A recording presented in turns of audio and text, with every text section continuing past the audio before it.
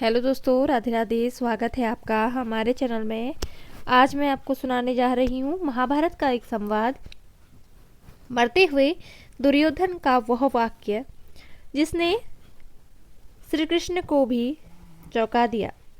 दोस्तों, महाभारत का सबसे घमंडी योद्धा जो आखिर सांस तक श्री कृष्ण से नफरत करता रहा, वही दुर्योधन मरते समय ऐसा क्या बोल गया कि सामने खड़ी द्रौपदी की आंखों से आंसू बह निकले। यह कोई साधारण संवाद नहीं था, यह एक ऐसा सच था जो जीत हार से ऊपर था, धर्म अधर्म की सीमाओं का हिला देने वाला था। आज की यह कहानी युद्ध की नहीं बल्कि उस पल की है जहां अहंकार टूटता है, सत्य बोलता है और इंसान अपने कर्मों का सामना करता है। इस वीडियो में हम सिर्फ दुर्योधन की मौत नहीं देखेंगे बल्कि उस अंतिम वाक्य को समझेंगे जिसने श्री कृष्ण को भी मौन कर दिया। अंत तक देखिए, क्योंकि इस कथा का हर शब्द आपकी सोच को बदल सकता है। युद्ध समाप्त हो चुका था, रणभूमि पर सन्नाटा था और मिट्टी में खून की गंध घुली हुई थी। उसी क्षण घायल दुर्योधन अपनी अंतिम सांसों से जूझ रहा था, लेकिन उसकी आंखों में हार का डर नहीं बल्कि एक अनकहा बोझ था। जीवन भर जिसने स्वयं को महान समझा, आज वही व्यक्ति अपने कर्मों के सामने नंगा खड़ा था। श्री कृष्ण उसके सामने खड़े थे, शांत, गंभीर और सब कुछ जानते हुए। वही कुछ दूरी पर द्रौपदी भी, जिसके जीवन का सबसे बड़ा अपमान उसी व्यक्ति से जुड़ा था। कोई नहीं जानता था कि अगले कुछ शब्द इतिहास को एक नया अर्थ देने वाले हैं। यह कथा केवल मृत्यु की नहीं है, यह उस क्षण की है जब अहंकार टूटता है और सत्य बिना शस्त्र के वार करता है।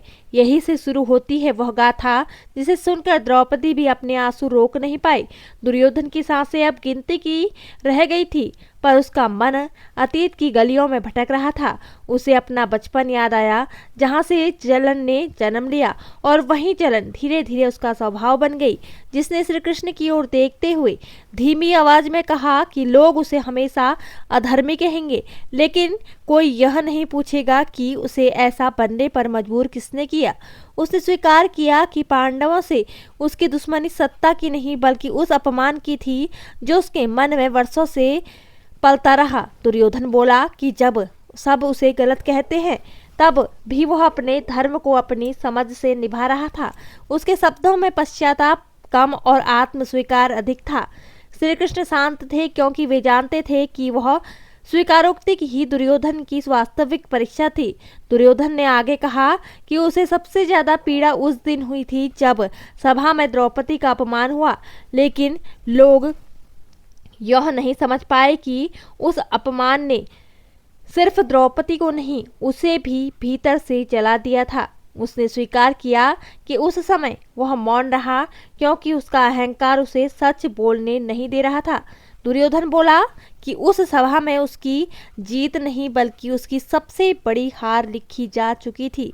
उसने श्री कृष्ण से कहा कि शक्ति और सत्ता के नशे में इंसान अपने ही विवेक का गला घोट देता है और फिर वही विवेक बाद में उसे रातों को सोने नहीं देता।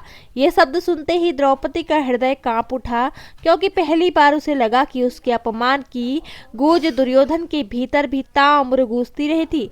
दुर्योधन की आवाज अब और धीमी हो गई थी, लेकिन शब्द पहले से ज्यादा भारी थे।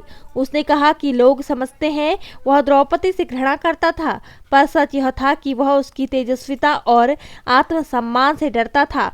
उसने स्वीकार किया कि जिस स्त्री ने पूरी सभा के सामने सिर झुकाने से इनकार कर दिया, उसी क्षण उसे अपने भीतर की कमजोरी दिखाई गई थी। दुर्योधन बोला कि उसने द्रौपदी को अपमानित नहीं किया बल्कि अपने ही भविष्य को अपमानित कर दिया था। यह कहते हुए उसकी आंखें भर आई, क्योंकि उसे पहली बार एहसास हुआ कि नारी का अपमान युद्ध से भी बड़ा पाप होता है। यह सुनकर द्रौपदी की आंखें से आंसू बह निकले, क्योंकि अपराधी के मुख से निकली यह सच्चाई किसी दंड से अधिक कठोर थी। कुछ पल का मौन छा गया और फिर दुर्योधन ने श्री कृष्ण से वह प्रश्न किया जो उसके भीतर वर्षों से सुलग रहा था। उसने पूछा कि यदि वह इतना अधर्मी था तो उसे जीवन भर इतना वैभव, मित्र और शक्ति क्यों मिली। दुर्योधन बोला कि उसने कभी किसी से भीख नहीं मांगी, तो जो पाया उसने अपने बल और संकल्प से पाया। फिर भी अंत में उसे खलनायक क्यों बना दिया गया। श्री कृष्ण ने उत्तर नहीं दिया, क्योंकि कुछ प्रश्नों के उत्तर शब्दों से नहीं उससे मिलते हैं। दुर्योधन स्वयं समझने लगा कि कर्म का फल तुरंत नहीं बल्कि उसी क्षण मिलता है। उसका वैभव इसका पुरस्कार नहीं बल्कि उसकी परीक्षा थी जिसमें वह असफल रहा। यह बोध उसके चेहरे पर साफ झलक रहा था और वही बोध उसकी आत्मा को हल्का कर रहा था। दुर्योधन ने आखिरी ताकत जुटाकर द्रौपदी की ओर देखा और कहा कि वह उसे क्षमा नहीं मांग रहा बल्कि एक सत्य स्वीकार कर रहा है। उसने कहा कि जिस दिन उसने द्रौपदी को वस्तु समझा उसी दिन उसने स्वयं को मनुष्य कहलाने का अधिकार खो दिया था। दुर्योधन बोला कि किसी स्त्री का अपमान केवल उसका नहीं पूरे समाज का पतन होता है और उसी पतन की नींव पर उसका राज्य खड़ा था। ये शब्द किसी पश्चाताप की तरह नहीं बल्कि आत्मदंड की तरह निकले। द्रौपदी के लिए यह क्षण असहनीय था, क्योंकि वह जिस व्यक्ति से घृणा करती थी आज वही उसके दर्द की सबसे गहरी व्याख्या कर रहा था। उसके आंसू किसी कमजोरी के नहीं बल्कि उस सत्य के थे जिसे सुनने का एहसास बहुत कम लोग करते हैं। दुर्योधन ने फिर श्री कृष्ण की ओर देखते हुए कहा कि इतिहास उसे चाहे जैसे याद करे, लेकिन वह यह जानकर संतुष्ट है कि उसने कभी मित्रता में छल नहीं किया। उसने कहा कि कर्ण के प्रति उसकी निष्ठा उसका सबसे बड़ा पुण्य था, भले ही वह निष्ठा उसे विनाश की ओर ले गई। दुर्योधन बोला कि उसने कर्ण को इसलिए नहीं अपनाया क्योंकि वह महान योद्धा था, बल्कि इसलिए क्योंकि उसे भी समाज ने ठुकराया था। यह कहते हुए उसने स्वीकार किया, अधर्म का साथ देकर किया गया धर्म भी अंततः अधर्म ही बन जाता है। श्री कृष्ण के चेहरे पर हल्की करुणा थी, क्योंकि वह स्वीकारोक्ति देर से सही लेकिन सत्य के साथ आई थी। द्रौपदी समझ चुकी थी कि मनुष्य के भीतर अच्छाई और बुराई दोनों साथ जन्म लेते हैं। अब दुर्योधन की दृष्टि आकाश की ओर स्थिर हो गई और उसने कहा कि सबसे बड़ा भ्रम यह था कि वह स्वयं को हमेशा सही मानता रहा। उसने स्वीकार किया कि जब कोई व्यक्ति अपनी गलती मानने की शक्ति खो देता है उसी क्षण उसका पतन निश्चित हो जाता है।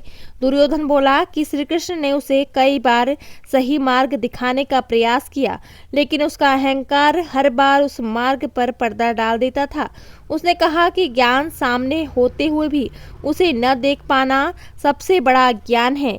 ये शब्द केवल दुर्योधन के नहीं थे बल्कि हर उस व्यक्ति के लिए चेतावनी थे जो सत्ता और हठ में विवेक खो बैठता है। द्रौपदी के आंसू अब शांत हो चुके थे, क्योंकि वे पश्चाताप से नहीं बोध से बह रहे थे। दुर्योधन ने अंतिम बार अपनी हथेली को मिट्टी पर रखा और कहा कि युद्ध में हारना इतना पीड़ादायक नहीं होता जितना अपने ही सत्य से हार जाना। उसे स्वीकार किया कि उसने पांडवों को नहीं बल्कि अपने भीतर के धर्म को हराया था। दुर्योधन बोला कि यदि वह समय रहते अपने अहंकार को पराजित कर लेता तो महाभारत का युद्ध कभी होता ही नहीं। उसके शब्दों में अब कोई कटुता नहीं थी, केवल शांति थी, जैसे भीतर का बोझ उतर गया हो। श्री कृष्ण ने मौन में ही उसी क्षमा का भाव दिया, क्योंकि आत्मस्वीकार से बड़ा कोई प्रायश्चित नहीं होता। द्रौपदी समझ गई कि यह क्षण इतिहास नहीं मानवता का पाठ लिख रहा है। दुर्योधन की आवाज अब बहुत क्षीण हो चुकी थी, लेकिन उसके शब्दों में अद्भुत स्पष्टता थी। उसने कहा कि लोग उसे खलनायक कहेंगे, पर वह चाहता था कि उसके अंत में लोग यह सीखे कि शक्ति बिना विवेक के विनाश बन जाती है। उसने स्वीकार किया कि यदि उसने द्रौपदी को उस दिन सम्मान दिया होता तो शायद आज उसकी आत्मा इतनी अशांत नहीं होती। दुर्योधन बोला कि मनुष्य जीवन में सबसे कठिन युद्ध बाहर ही नहीं बल्कि अपने ही अहंकार के विरुद्ध होता है।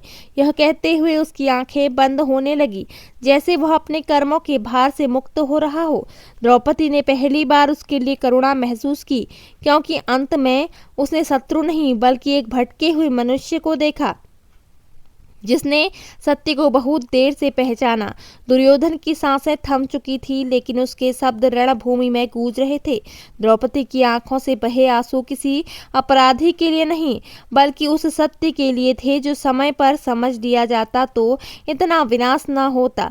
श्री कृष्ण ने मौन में ही यह सिखाया कि मनुष्य का मूल्य उसकी जीत से नहीं बल्कि उसके अंतिम बोध से तय होता है। यह कथा हमें बताती है कि अहंकार चाहे कितना भी शक्तिशाली क्यों न हो, अंत में सत्य के आगे झुकता ही है। अब प्रश्न यह है कि हम दुर्योधन की तरह अंत में समझेंगे या समय रहते सीख लेंगे। अगर यह कहानी आपकी आत्मा को छू गई हो तो इसे सिर्फ सुनकर न छोड़ें, इसके विचार कमेंट में लिखें, वीडियो को लाइक करें और ऐसी ही आध्यात्मिक और ज्ञानवर्धक कहानियाँ सुनने के लिए हमारे चैनल को सब्सक्राइब करना ना भूलें। जय श्री कृष्णा, जय माता दी।